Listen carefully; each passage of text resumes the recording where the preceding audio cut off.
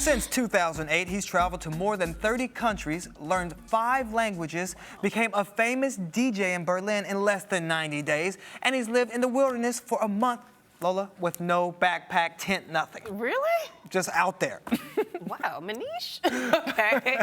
Well, here to tell us how we can have a healthier, happier, and more productive life without breaking the bank is Maneesh Sethi. Sethi. Sethi. Yeah. Maneesh Sethi. Where is that from? It's Indian. I like it. Yeah. I'll keep it. Thank you. Okay. Some exciting journeys in your life, right? Yeah, a lot of journeys. Wow. I love to see different places and try out different things no matter where I am. So. Now, you have a company called hackthesystem.com. Yeah. Now, when you hear hacking, hacking usually has a negative connotation. You're not saying that we do anything illegal, are you, Maneesh? Definitely not. Okay, so yeah. how does this work? How does hackthesystem.com work exactly? So it might be easier to understand if I say beat the system. Just Okay. unfortunately, that domain name was already taken. So, so I got stuck with hack the system. But hacking is not about stealing or cheating. It's about figuring out unconventional ways to succeed, Okay. essentially. So on my website, hackthesystem.com, I talk about how you can hack fame by, figuring out ways to become famous without actually doing all the hard work sometimes. How do we hack fame? Yeah, how do you hack fame? So a good example is the 90 Days project to becoming a DJ in Berlin. I did this in 2011 in Berlin, and me and my partner moved to Berlin, and we bought Facebook fans, and we created a fake booking agency that would represent us. And Will from Regal Entertainment or whatever, it was just me on the phone, would call up different clubs and be like, hi, I represent DJ Maneesh. He's a famous DJ in the US. No He's way. well known for dubstep and house. And like within a month or two, we were being flown around Europe being paid, 1,000 to 2,000 euros a night. Wow. So that was an example of hacking fame. Do you know how to DJ? Or did you? I did. I learned Just hit play enough. on the tape. Right? Nobody's seeing if I'm on iTunes or if I'm Wow. a DJ. You No, could- I can DJ. I do. But yeah. So you could have also named it Fake It Till You Make It then, right? Something like that, yeah. That could have worked too. Yeah, the 90 Days project was just sort of the funny name. Also, the domain was available. So. Okay. And you Gotcha. travel a great deal as well, and you usually travel first class and you don't pay for plane tickets. How do you get away with that? Yes. Yeah, this is one of my favorite systems, is the frequent flyer hack. So if you go to hackthesystem.com, you'll see articles all about this everywhere, but it's essentially, when you sign up for a credit card in the United States, they give you frequent flyer miles. And this is totally legal. You're not hurting anybody. You're not getting in trouble. There's nothing wrong. So if you go and you sign up for an Amex card, for example, they'll give you 50,000 points if you spend $1,000 in 3 months. You meet this minimum spend. So instead of just signing up for one card, I'll sign up for 10 or 15. And then I'll cancel the cards when I'm done so I don't have to pay any fee. And then I'll wait a year and then reapply again. Okay, but Maneesh, what does this do to your credit score? Yeah, it's the first question. Right. I know, if you go to the FAQ, that's the first question on the score. I've tracked it with over 100 people who have done exactly what I've done. And essentially the first 6 months, your credit drops about 2 to 4%. And then after 6 months, it goes back up to 0, and then it increases over time. So my credit score is currently, is a 743. It's an excellent. So, Wow, you got good credit. yeah, I know. And with It's all that these Indian credit in me, cards. with all these credit cards. Well, you don't work, so how do you make all this happen? Where do you get the money to do all this traveling besides credit cards? So I wouldn't say I don't work. Okay. I've built a business that allows me to work as few hours or as many hours as I want a week. So for example, on my website, if you sign up for the website, you'll get emails, and maybe every once in a while I'll recommend something that I really like, some kind of product that I really like, or I'll recommend an Amazon product that I bought. I have like an article about how I travel with just a 28-liter backpack for 2 years, and I put Amazon links to all the things I bought, and people might buy one of those items, and then I get a commission, Ah, okay. So that's a way, and then I've also done, that's one of the ways in which I make money. So just not a traditional 9 to 5. It's just not a traditional Okay, 9 to gotcha. 5. Do you ever feel guilty about gaming the system? Like while the rest of us toil like 60, 70 hours a week to Right. pay for these fabulous trips, and you I just know. show up And that amazing necklace, with right? this amazing necklace, and you Toilet show up every with day. your 100 credit cards. I'm and- like, what's up? We put that on miles. Can I? No, seriously, do you ever feel like, what I'm doing is a bit dodgy? I don't feel guilty because I think that everybody can do what I'm doing. And that's what the site is about. It's about showing the world that there is a way to basically succeed. And they can just do what I'm doing if they were able to follow, not to follow the herd, but to do things against the rules. Just today, I was coming back from Jersey, and I was getting off at Penn Station, and everybody's going into the main line to go up the stairs, and I just ran up the down escalator. And I was like, why are these guys wasting their time? Like, you could just go up the down escalator and save yourself 10 minutes.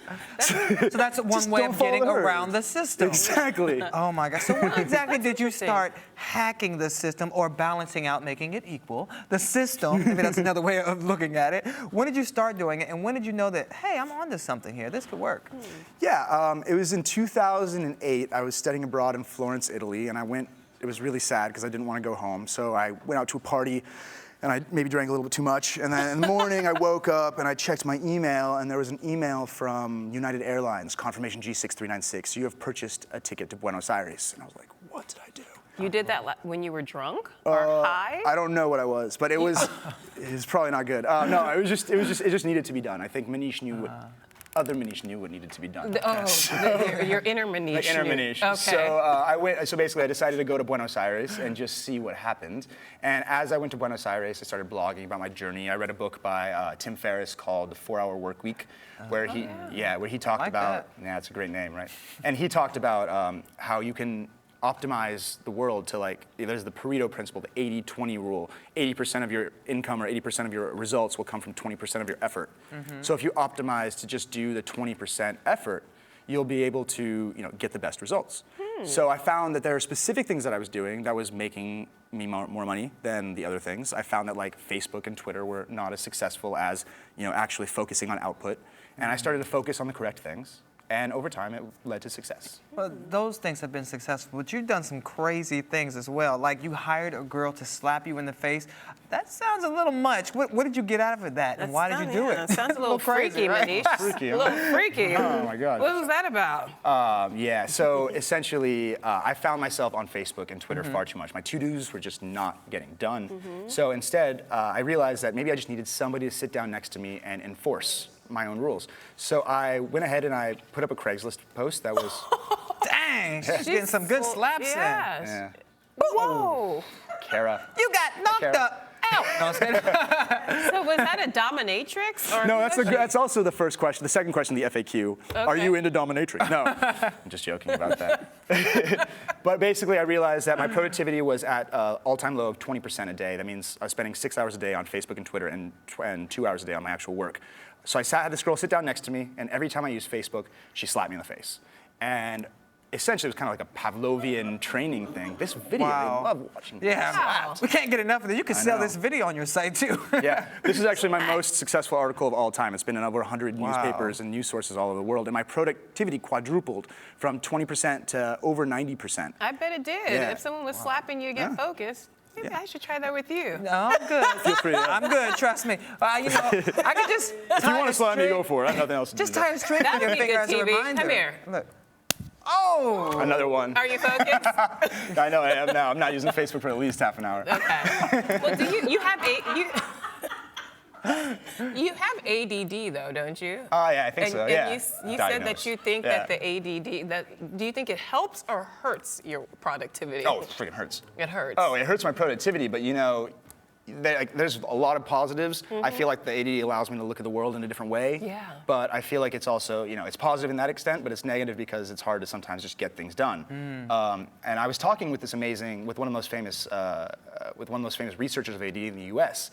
And he said that almost every CEO in the world, in the Fortune 500, has severe ADD. Really? But they all have a COO, a chief of operations, who's focused. So they'll say like, oh, this is the coolest things.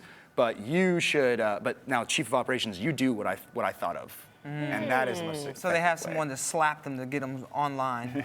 Make sure they stay focused, right? Yeah, I don't know what they're doing. The CEOs are not inviting me to their houses yet. So you have a video about how to get free office space around the world. You've done this in all over, South Africa, New York City, everywhere. How do you pull this off? So I have a really cool code that allows me to get free offices. It's like a business lounge office, so that means that you can stay in the office till 6 p.m., but you can't leave your stuff there.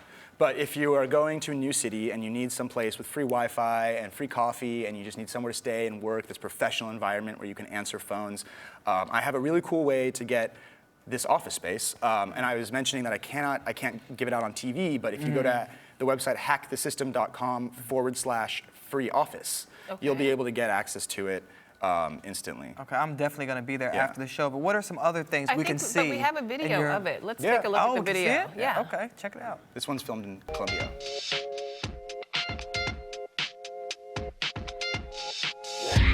Yeah, guys, so I want to show you the kind of office space that I've been using, traveling around the world and paying exactly $0 a year for. So right now we're in the center of Colombia, we're in the center of Medellin, we're at an amazing office complex with 5-star hotels, and I want to show you the office that I'm getting for free in this pretty cool city. So check it out, come with me. Hey, so have you guys ever been to a new city, or even back at home, and you just wanted some silence and some high-speed Wi-Fi and maybe even some free coffee? So that's what I use this office space for. Whether you have a business, or whether you're traveling, or whether you're just at home, this is a great office space to use. So oftentimes we'll have awesome private conference rooms like this, or sometimes we'll have open air offices like the ones that we'll be using today. We have assistants, a little cubicle here with a computer if you forget to bring your own. I've been in offices just like this. I've been in Bogota, I've been in India, I've been in Brazil, I've been in the same kind of office with the same company in New York and San Francisco paying nothing. Goodness. Now that sounds like a nice little hack the system I would like to do. Yeah, there's So you're my saying- office in New York is in Madison Square Park. Really? Yeah, it's right on the 25th floor. It's It's nice. a beautiful park too. So tell us how to do that again. You're saying we go to what? hackthesystem.com/what? hackthesystem.com/free office. Free office. Yeah. And so that's how our viewers can have a slick office like the one you have. Yeah, just scroll to the bottom and type in the information and you're good to go. Now, before we go, I need to know a few more of your tricks. What has made it into like your Hackers Hall of Fame? Things that make you even say, wow, that was a good one. You know, what else can we get away with? Yeah, well, I can tell you, for example, one of my favorite articles on my site that's not written by me is by this music producer named Alex Day. He's a 23-year-old guy from London. He wrote a post on my website called How I Became a Famous Musician. And what he did was he realized that in the Billboard list in the UK, the top 40, there was an interesting problem with the rules. He read the rules and regulations, and they had this rule that if you release 2 versions of a song, let's say the original and the remix at the same time, and somebody buys 2 copies, you get 2 sales instead of just 1. So he decided on Christmas Day, which in the UK is a big deal, it's the hardest day to get on the top list, he released 11 versions of his song. Wow. 3 days later, he was number 4 on the top 40 list. He pushed down Coldplay. What? And he won a Guinness record for the world's highest rated musician without ever having a record label behind him. He made himself a star. He made himself a star. Wow. And it's just by looking at the rules, looking at the regulations, and figuring out specific ways that you can succeed that other people don't realize or don't know about or aren't willing to exploit or attempt.